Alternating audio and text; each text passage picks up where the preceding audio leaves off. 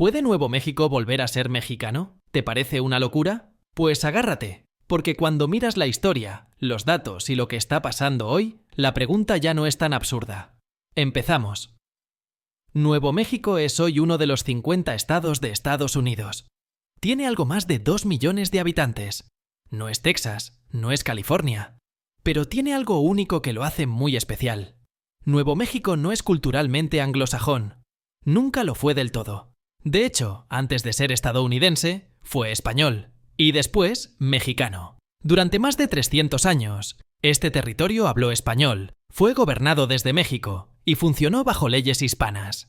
Cuando México se independiza de España en 1821, Nuevo México pasa a ser parte del nuevo país. Pero en 1846 estalla la guerra entre México y Estados Unidos. 2 años después, con el Tratado de Guadalupe Hidalgo, México pierde más de la mitad de su territorio. Entre ellos, Nuevo México. Ahora te pregunto algo. ¿Tú crees que 2 siglos son suficientes para borrar una identidad de 300 años? Porque aquí viene el dato clave. Hoy, casi el 50% de la población de Nuevo México es de origen hispano. Es el porcentaje más alto de todo Estados Unidos, junto a California. Pero no estamos hablando solo de inmigrantes recientes. No. Hablamos de familias que llevan ahí generaciones, personas que no cruzaron la frontera. La frontera les cruzó a ellos. En muchas zonas rurales, el español se habla desde hace más de 400 años. Hay comunidades donde el acento no es mexicano moderno, sino un español antiguo, casi colonial. Nuevo México es uno de los estados menos alineados con el nacionalismo estadounidense clásico.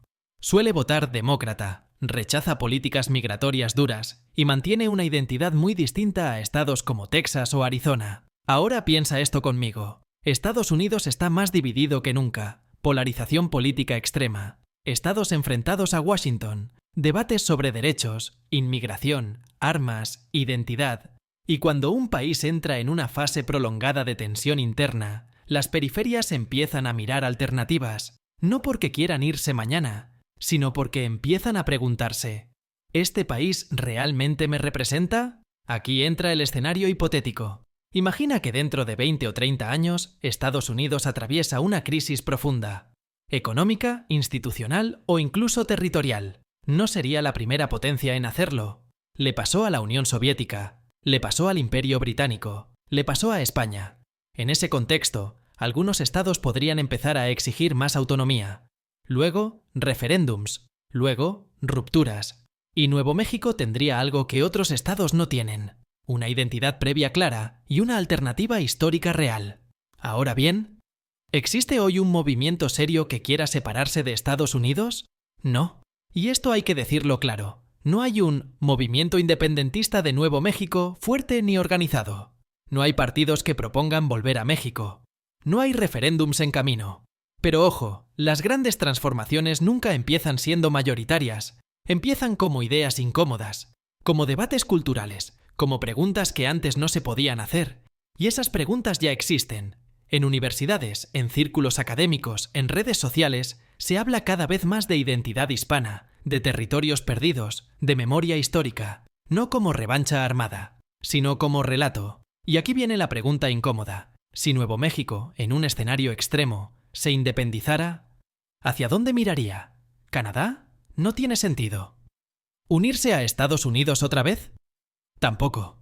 Porque seamos honestos, ¿quedarse solo? Nuevo México es uno de los estados más pobres de Estados Unidos. Está en el top 5 en pobreza infantil. Tiene bajos ingresos, dependencia federal y pocas grandes industrias. Y aquí México entra en la ecuación. Desde el punto de vista cultural, el encaje es evidente. Desde el punto de vista geográfico, comparten frontera. Desde el punto de vista histórico, no hay comparación. Pero ahora giremos la pregunta. ¿A México le convendría recuperar Nuevo México? A diferencia de Texas, aquí el escenario es mucho más realista y menos espectacular. Nuevo México no es una superpotencia económica. Su PIB es pequeño. No transformaría a México en una potencia mundial, pero tendría un valor estratégico y simbólico enorme. Recuperar territorio históricamente perdido. Reforzar la identidad histórica mexicana. Ganar profundidad territorial hacia el norte. Y sobre todo, demostrar que la historia no siempre avanza en una sola dirección. Eso sí, el reto sería gigantesco. Integrar a 2 millones de personas que llevan generaciones bajo leyes estadounidenses. Adaptar sistemas legales, educativos, sanitarios. Gestionar expectativas. No sería una fiesta. Sería un proceso largo, complejo y políticamente delicado. Por eso, si algún día ocurriera, no sería como conquista, ni como revancha. Sería, en el mejor de los casos, una decisión democrática, una elección colectiva. Ahora te pregunto a ti. ¿Hace 100 años alguien habría imaginado que la URSS desaparecería sin una guerra mundial? Hace 30, ¿quién pensaba que Reino Unido saldría de la Unión Europea? ¿O que Cataluña seguiría presionando por irse? La historia no avisa, se acumula y un día cambia. Entonces, ¿está Estados Unidos a punto de perder Nuevo México? No. ¿Podría pasar algún día? No es imposible. Y si ese día llega, México no tendría que recuperar nada. Solo tendría que decidir si está dispuesto a abrir una puerta, que lleva cerrada desde 1848. Esto es todo, pero ¿podría México recuperar Texas? No creerías lo que podría suceder.